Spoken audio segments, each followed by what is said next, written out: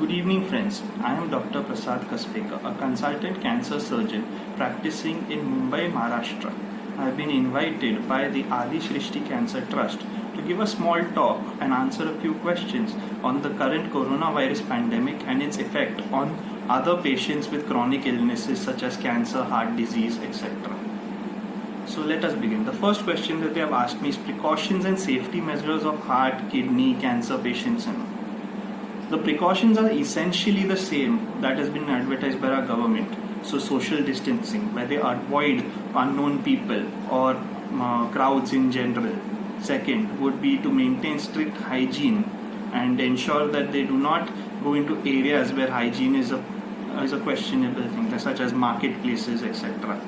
Third thing would be avoid public places where there are crowds, which comes with social distancing. Fourth thing is ensuring a good diet and healthcare and maintaining their self-nutrition. This will keep the body healthy and prevent or at least reduce the chances of a severe coronavirus infection. Another point would be to also ensure that the ailment that they are suffering from is taken care of properly. So for example, if a patient is a diabetic, he should ensure that his sugars are under control and he is in constant touch with his doctor. Similarly, heart patients should ensure that their heart ailments are under control with the correct medications, such that there is no strain on the body which could be exacerbated by coronavirus infection. The next question that they have asked is what precautions should children below 5 years take? Here the onus, I would say, is more on the parents or the guardian rather than the child himself. This is because children have a sort of a limited understanding, as well as are more mischievous or more inquisitive to explore new things, or basically generally do not listen to parents or guardians' advice. In these cases, the guardian should ensure that the children are more or less kept in home care, though they should avoid contact with unknown people who the status of coronavirus or carrier status is unknown. Another thing would be to ensure that their nutrition is taken care of, so that such children have a healthy diet, hand hygiene, daily bathing, maybe even twice a day, and all our other methods by which you would reduce the chances of coronavirus contact. Another important thing is just ensure that a child does not go touching random objects or things, especially outside the house if you have taken the child outside the house. So these measures, I think, would suffice in protecting your child from contracting the infection. The next question they've asked is any precautions for pregnant women. So what would pregnant women, basically pregnancy is a state where the body is in a state of hyperactivity due to the pregnancy. So in that state, the pregnant women have already an increased load on their body. So there I would advise pregnant women to basically try and practice self-isolation and be under constant home care. Avoid roaming outside or avoid exiting your house unless and until absolutely necessary. Important thing is ensure that contact with unknown people should be avoided. Even home people from your family who go out and come back should not come in contact with you unless and until they have basically sterilized themselves in some sort of have a bath or basic hand washing and cleanliness. Another thing is obviously taking care of your diet and ensuring that you get your degree of limited exercise in your house to keep your body healthy and prevent any form of risk to the body. Next question they have asked is testing of a heart patient after detection of COVID-19. Now this question is a little ominous. I would suggest that any heart patient who is getting symptoms which might be suggestive of corona, such as cough, cold, fever, or maybe a little breathlessness, such patients, the symptoms can mimic a coronavirus infection as well as be normal symptoms that a heart patient experiences during his time. So such cases, it is important to immediately get in touch with your doctor and get into contact with him and assess the risk of that you've got coronavirus infection. Fever might be a very important sign. That heart patient getting fever will be a very high risk factor for coronavirus infection. Here the important thing is if the patient is serious or unable to move basically due to his heart ailment, cannot be this thing, should try and organize a home testing system from a private lab where they come home, take your swab and go. Maintain isolation during the period till the test results come. Avoid visiting places like public testing places, because I think there's a risk of contracting infection in those areas also. So unless absolutely necessary. One other question is, what is the chance of becoming an asymptomatic carrier of COVID-19 in patients of chronic illness such as heart, cancer, etc.? We cannot quantify it in exact terms, but I would say around 50 to 60% of healthy asymptomatic patients of chronic illnesses may end up undergoing subclinical coronavirus infection. That basically depends on how well your disease is controlled, as well as the status of your health. So in those cases, it depends. You have to work on your immunity and basically work on your diet. So it's a very difficult estimate to give as to what patients will be asymptomatic in this. But obviously, I don't think that all patients of chronic illnesses should just routinely get themselves tested, even though they do not have the symptoms of the same. What are the benefits of wearing a mask? And what are the disadvantages? So basically, the principle behind mask was initially to prevent droplet infection when you venture outside, when someone near you coughs, sneezes or something like that. But I would say more than that, it is to prevent unknowing touching of your oral cavity, nose or something by your hands. When we generally, roam around or move outside, there's a tendency to touch our face with our hands, which we do not even realize. Keeping a mask will prevent this touching, and hence prevent possible spread from your fingers in the form of fomites into your respiratory tract, thus sort of reducing infection.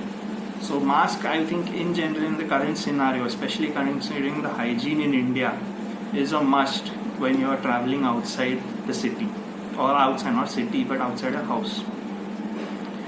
Medicine. The next question they are asked is, a medicine named Camphor 1M in homeopathy as a treatment for COVID-19. So current claims have come by homeopathy physicians about one drug named Camphor 1M, which is supposed to be beneficial in treating coronavirus patients or preventing corona infection. Well, I honestly cannot talk for or against it, because I don't know if there's any evidence to the same, but I'm not too convinced that this drug would be actually considered the magic drug or wonder cure for coronavirus, because if it was, then the cases would not be increasing so rapidly.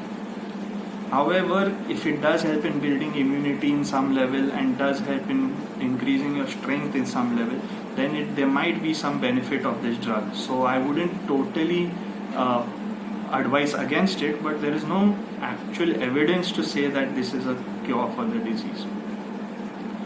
What is the social etiquettes of normal coronavirus survivors and in comparison to other disease patients? So this question, I think they're basically trying to ask me as to, compared to other patients of maybe cancer or heart disease, what is the comparison of a person treated with coronavirus with relations to patient of say cancer who is treated.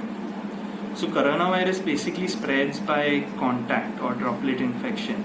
So in that sense, the main mode of transport is from person to person, unlike maybe cancer or heart disease, which does not spread from person to person.